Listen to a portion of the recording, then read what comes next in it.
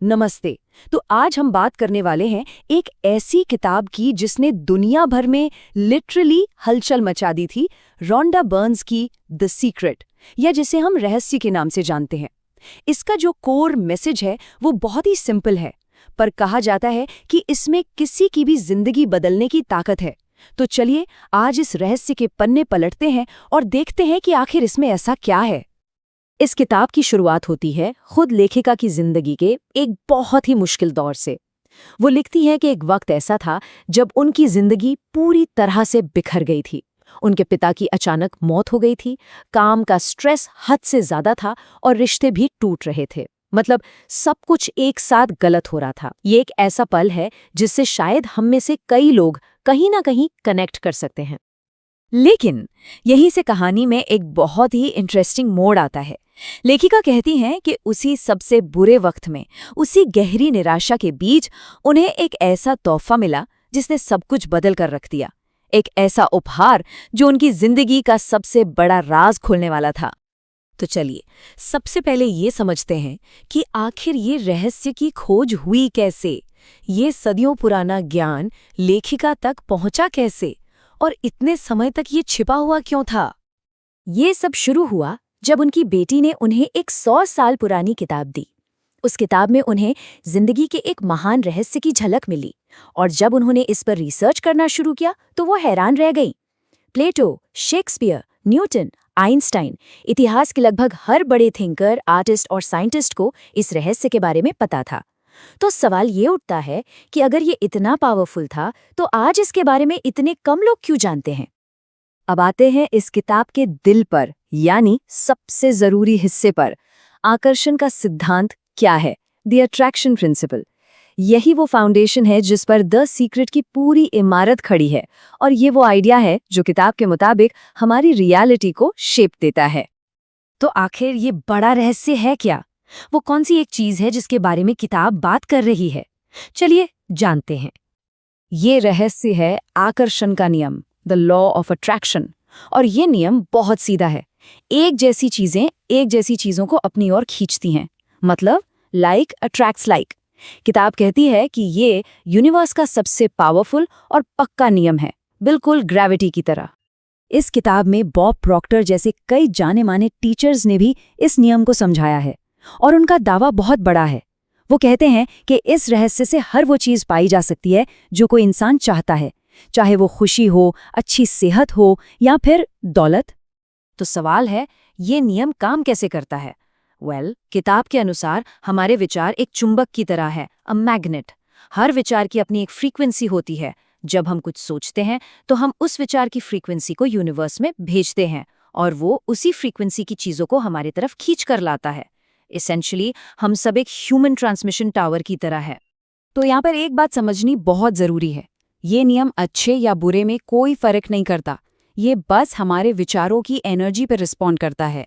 अगर किसी के विचार अच्छे और पॉजिटिव हैं तो वो अपनी जिंदगी में और अच्छी चीजों को अट्रैक्ट करेंगे, और वहीं दूसरी तरफ अगर कोई लगातार बुरी और नेगेटिव बातों के बारे में सोचता है तो वो अनजाने में उन्हीं चीजों को अपनी ओर खींच रहा होता है।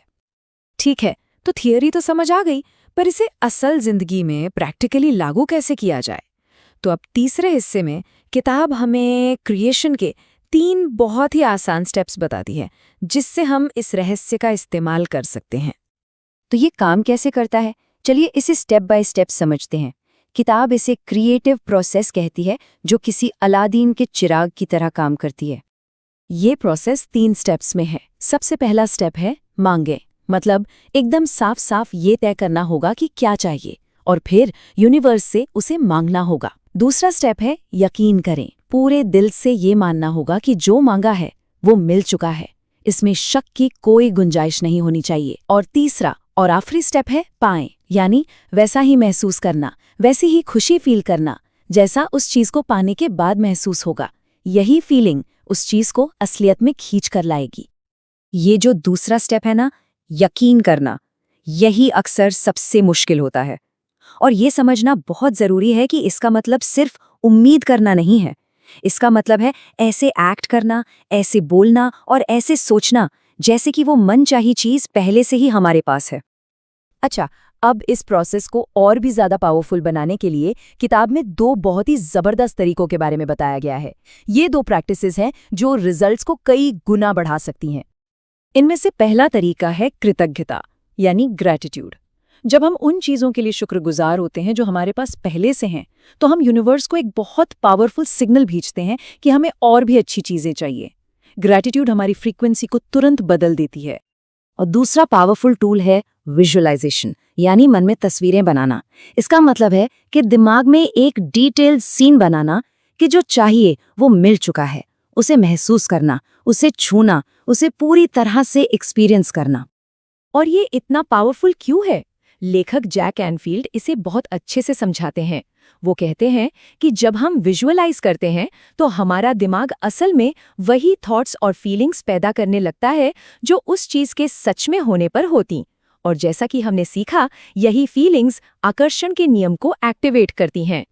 और अब आते हैं आखिरी हिस्से पर, जो हमें इस किताब के सबसे बड़े संदेश की याद दिलाता है, हमारी अपनी शक्ति। तो इन सब बातों का सार क्या है? इस किताब का अल्टीमेट टेक अवे क्या है? चलिए कुछ मेन पॉइंट्स को जल्दी से देख लेते हैं। आकर्षण का नियम हमेशा काम कर रहा है, चाहे हम इस पर यकीन करें या न करें। हमारी फीलिंग्स हमारा सबसे अच्छा टूल है। अगर हम अच्छा महसूस कर रहे हैं तो हम सही रास्ते पर हैं। अपनी जिंदगी को बदलने के लिए हमें अपने विचारों और अपनी फ्रीक्वेंसी को बदलना होगा। और आखिर में प्रेम की भावना सबसे ऊंची फ्रीक्वेंसी है। जितना ज्यादा प्रेम महसूस करेंगे, उतनी ही ज्यादा शक्ति का इस्तेमाल करेंगे। अंत में किताब एक बहुत गहरी बात कहती है, अब ये ज्ञान सबके पास है, इसका इस्तेमाल कैसे करना है ये पूरी तरह से हम पर निर्भर करता है। शक्ति हमेशा से हमारे अंदर ही थी, ये रहस्य सिर्फ हमें उसकी याद दिलाता है। तो अब सवाल ये है कि इस ज्ञान के साथ हम क्या करेंगे?